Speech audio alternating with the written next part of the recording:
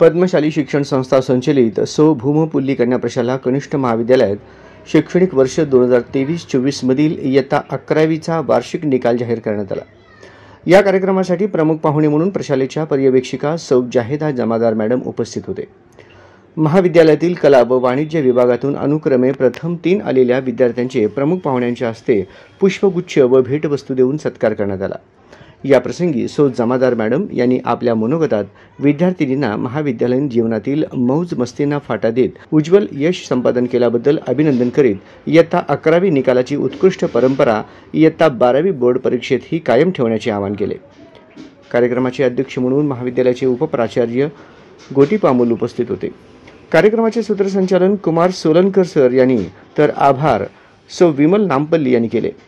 आपल्या पाल्याचे गुणगौरव पाहण्यासाठी त्यांचे पालकही कार्यक्रमात आवर्जून उपस्थित होते।